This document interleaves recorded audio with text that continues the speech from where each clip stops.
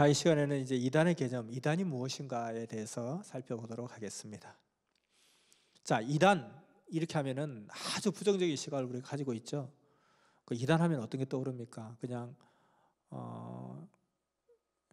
동공이 풀어져 있고, 그리고 정신이 멍한 상태에서 좀 과격하고, 그리고 또 자기 판단과 생각과 판단이 다 무뎌져 있는 그런 상태. 우리가 알고 있는 이단은 어떤 것이 있습니까? 그럼 그것이 왜 이단입니까? 그냥 뭐 기분 나쁘니까? 도대체 우리가 저기가 이단이다. 왜 이단입니까? 왜? 이단의 근거가 도대체 뭔가? 근데 만약 거기가 이단이 아니면 어떻게 할 겁니까? 자, 그래서 도대체 이단이 도대체 뭔지, 이단이라는 단어는 우리가 많이 알고 있는데 도대체 이단이 뭔가 하는 것이죠.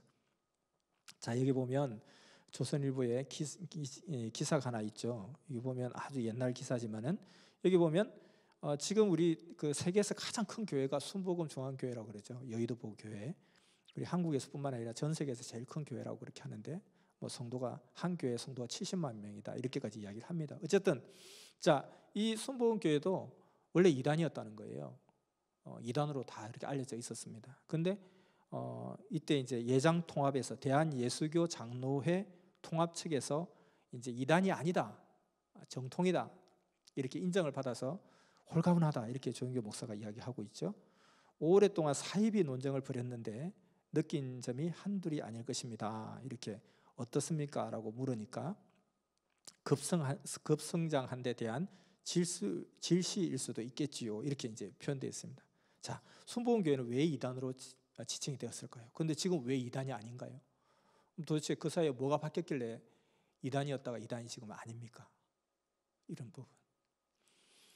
자, 이 순복음 교회가 처음 이제 그 불광동에서 개척을 할 때 그 판자 나무 괴짝으로 이렇게 교회라고 이렇게 하고 밑에 지프를 깔아놓고 이렇게 지내고 있었는데 노방전도 나갔다 오니까 교회가 박살이 나 있었어요.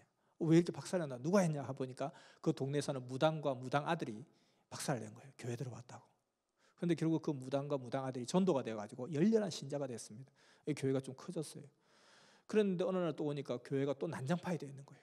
또 도대체 이 교회 난장판 누가 했나? 무당이 했나? 무당이 하든 여기 우리 신자인데 했더니만 그 동네의 교회 청년들이 와서 뒤집어 엎어놓은 거예요. 이단이라고. 근데 지금은 뭐 순복음 중앙교회 여의도 교회를 보고 이단이라 하는 사람 아무도 없고요. 이단이라 했다가는 아마 그 이단이라 한 사람 박살 날 겁니다. 아마. 왜 지금 이단이 아닌가요? 무엇이 이단이고 무엇이 이단이 아닙니까 도대체? 자, 그래서 이 이단이 도대체 뭐냐? 우리가 이단이란 말은 잘 쓰는데 이단이 도대체 뭐냐? 뭐에 의해서 이단이고 어떤 것이 이단이냐? 이것을 한번 간략하게 한번 살펴보겠습니다. 사실 이단이라는 용어는 성경에서 보면 제일 먼저 등장하는데 어디가 이단이었냐? 성경에 나오는 최초의 이단은 누구냐? 사도행전 24장 14절에 보면 바울이 이런 이야기를 합니다. 나는 그들이 이단이라 하는 도를 따라 조상의 하나님을 섬기고. 자, 바울이 이야기를 나는 그들이 이단이라 하는 도를 따라서 조상의 하나님을 섬겼다입니다. 사도행전 24장 14절에 나와요. 그리고 사도행전 24장 5절에 보면 이 사람은 전염병과 같은 자라 천하의 유대인을 소욕해 하는 나사렛 이단의 우두머리라. 자, 성경에 나오는 최초의 이단은 예수님을 따르는 무리들이 이단이었습니다. 그러니까 그리스도교가 이단이었다는 거예요. 그 이단의 최고 원조는 누구예요? 예수님인 거예요. 그 예수님이 이단의 우두머리였고 이단의 괴수였다는 거예요. 결국은 뭐냐면은 예수님이 지금 이단입니까? 아니잖아요. 근데 성경에 최초로 이단이라고 지칭받은 사람은 예수님이었고 예수님을 따르는 자들, 그 예수님을 믿는 그 믿음, 그 신앙이 이단이었습니다. 근데 예수님이 그때 당시에 정통이라고 하는 유대 제사장들이, 바리새인들이, 또 서기관들이, 그러니까 이들은 오늘날 치면은 그냥 신학 교수고 신학 박사들이고 또 목회자들이고 노회장이고 총회장이고 또 정통 교회들이 그 예수교를 이단으로 지칭한 거예요. 나사렛 이단의 괴수라고 바울 보고 그렇게 이야기하죠. 근데 예수님 이단 아니잖아요. 근데 최초로 이단으로 정죄받은 곳은 예수님이었다니까요. 왜 이단이라 했을까? 첫째는 신성 모독자라고 이단이라고 했습니다. 요한복음 8장 58절, 요한복음 14장 9절에 10절에 보면 그 예수님이 나는 하나님의 아들이다. 나를 보았으면 하나님 보았고 하나님 보았으면 나를 보았다. 뭐 저런 이렇게 된 거죠. 이게 신성 모독자, 율법의 파괴자. 마태복음 12장 1절에서 8절까지 보면은 너는 왜 모세 율법을 폐하러 왔느냐? 근데 예수님은 내가 율법을 폐하러 온 것이 아니라 율법을 온전히 하러 왔다.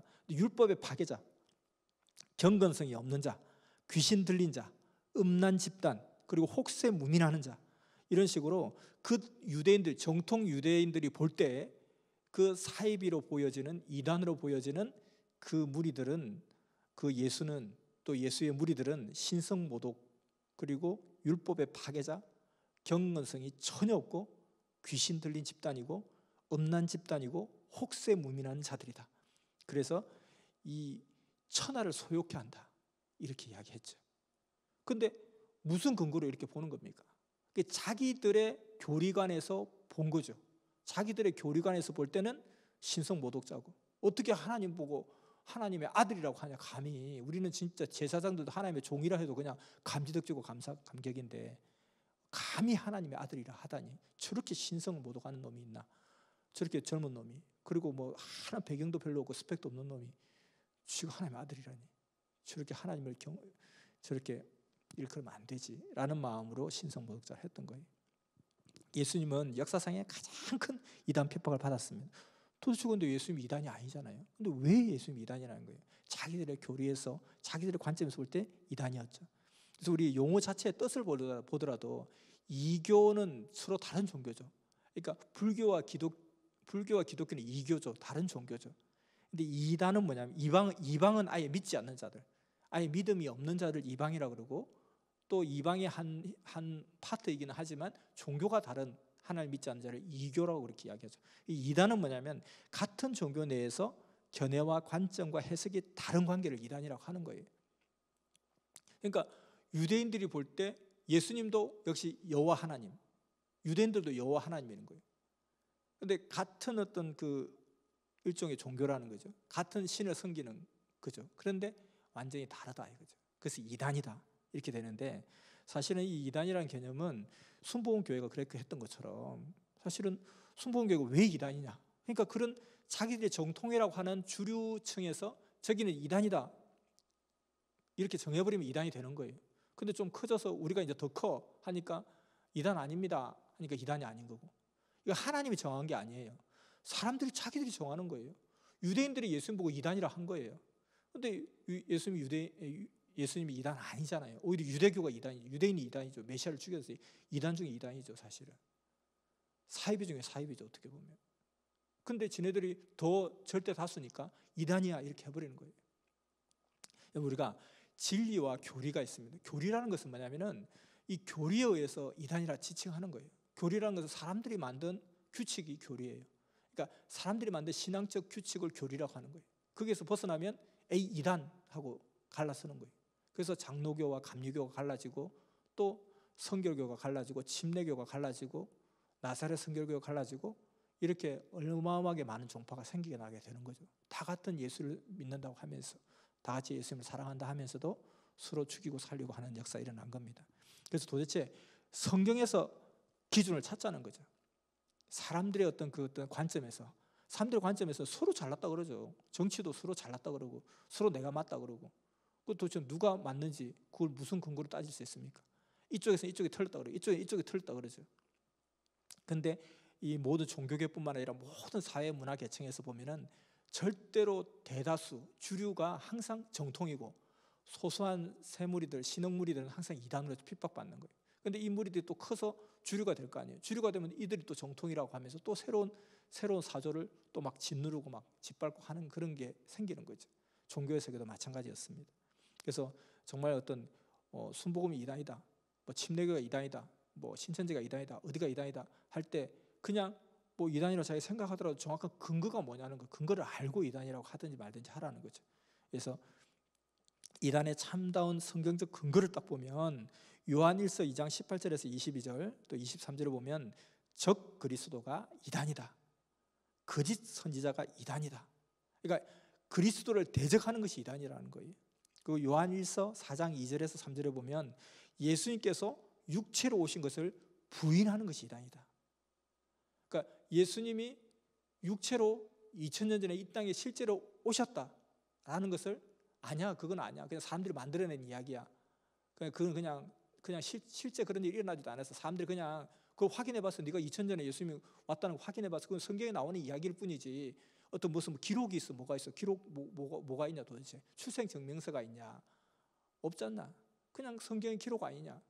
그러니까 그 예수라는 어떤 가상의 인물을 하나 동화같이 소설같이 세워놓고 그냥 허시랑을 하는 거야. 이렇게 주장한 자가 이단이라는 거예요. 예수님이 2000년에 실존적으로 이 땅에 오셨고 그의 행한 모든 행적들은 실제로 그가 직접 이 땅 가운데 행하신 기록이라는 것, 이것을 믿으면 이단이 아니고 그것을 부인하고 육체로 오신 것을 부인하는 것이 이단이라고 그랬습니다. 요한일서 1장 7절에 보면 예수가 그리스도인 것을 부인하는 것이 이단이라고 그랬습니다. 그래서 예수님은 메시아다 하는 것이 이단이 아니라는 거예요. 근데 예수님 메시아 아닌데 이게 이단이라는 거예요. 예수님 메시아 아니고 내가 메시아야, 이게 이단이라는 거예요. 내가 하나님이야, 그게 이단이라는 거예요. 내가 예수야, 그게 이단이라니까요. 그래서 어떤 뭐 크고 작고 이게 문제가 아니고 그냥 내가 하나님이다, 그게 당연히 이단인 거예요. 나는 절대 안 죽는다, 그게 이단이라는 거예요. 성경에는 히브리서 9장 27절에 한 번 죽는 것은 하나님의 정하신 이치라고 되어 있는 거예요. 그리고 나는 안 죽는다 하는 사람도 늙고 있잖아요. 안 죽으면 늙지도 말아야죠. 늙긴 늙는데 죽진 않아, 그게 이단이죠. 그런 말에 속으면 안 되죠. 하나님이 영이세요.